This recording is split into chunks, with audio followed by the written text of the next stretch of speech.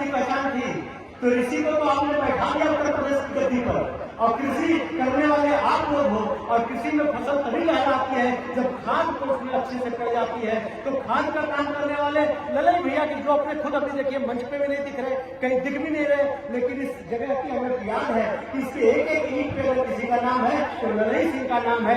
यहाँ के विकास के, यहाँ के पेड़ पौधों के एक एक पत्ती पर अगर किसी का नाम है तो ललई सिंह का नाम है, और उनकी जो खाद ललई को मिलती है। तो हमने कहा ऋषि और कृषि, और हमने कहा सागर जी कह रहे थे मैं यही शूटिंग कर रहा हूँ। हाँ, वो शूटिंग नहीं कर रहे हैं, और गरीबी और बेरोजगारी और अपराध के खिलाफ मुख्यमंत्री जी पूरे प्रदेश में शूटिंग कर रहे हैं। इनका असर शूटिंग का तो यहाँ हो ही रहा है, लेकिन गरीबी के खिलाफ, बेरोजगारी के खिलाफ और अपराध के खिलाफ हमारे आदरणीय माननीय मुख्यमंत्री खुद योगी आदित्यनाथ जी भी पूरे प्रदेश में शूटिंग करने का काम कर रहे हैं, नहीं कर रहे हैं।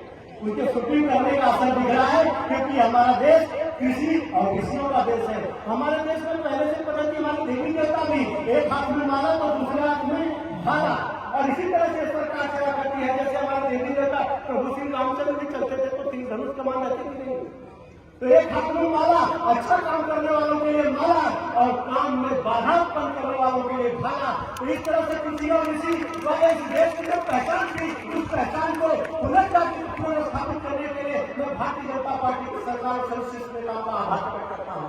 और मैं आभारी हूँ आप सबका कि हम सब लोग जब कभी आपके बीच में आए हैं, आपसे जब कभी आशीर्वाद मांगे हैं, तो आशीर्वाद के स्वरूप में आप सबने झोली भर दी है। हमने थोड़ा मांगा है, और यहाँ के क्षेत्र के लोग, आसपास के लोग ऐसे हैं सांसद जी कि हम लोगों ने जब कभी थोड़ा मांगा है, इन्होंने हमने जितना मांगा उससे ज्यादा देने का काम किया है। चाहे जन सहयोग मांगा हो, चाहे वोट मांगा हो। बताइए, हम लोग अपेक्षा कर रहे थे कि चुनाव में थोड़े कई बूथ हम लोग हमेशा हार जाते थे, थोड़ा हम लोगों ने आग्रह किया, लेकिन जो बूथ हम लोग हारते थे, थोड़ा सा हम लोगों ने आग्रह किया तो हमारे मांगने और हमारी अपेक्षाओं से ज्यादा वोट देने का, आपने सहयोग देने का, आशीर्वाद देने का आपने काम किया, इसलिए भी हम आपका आभार प्रकट करते हैं।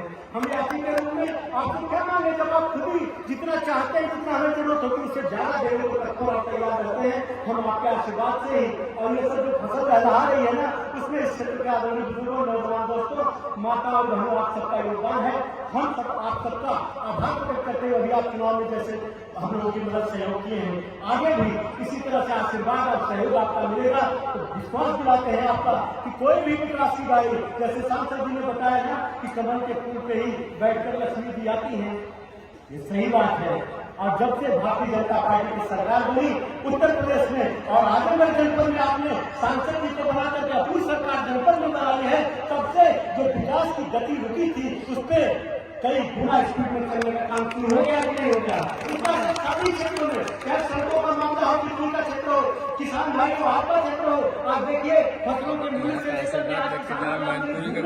सरकार दिन रात काम कर रही है। और ये ऐसी सरकार है जिसमें लालची लोगों का, भ्रष्टाचार का कोई स्थान नहीं है। भ्रष्टाचार के खिलाफ एक एक बच्चा, एक एक कार्यकर्ता पार्टी का लड़ता है। इसलिए हम आपको विश्वास और भरोसा दिलाते हैं कि आपका आशीर्वाद मिलता रहा तो जनपद का तो विकास होगा ही। और सांसद जी को जितनी ताकत देंगे, बहन मंजू सरोज जी को जितनी ताकत देंगे, तो दुगनी ताकत से, उसकी दुगनी मेहनत से आपकी सेवा करने का काम करेंगे, आपके खड़ा होने का काम करेंगे। फिर से देने आने के लिए आपसे माफी मांगते हुए, आपसे क्षमा मांगते हुए मैं अपनी बात को विराम देता हूँ। जय श्री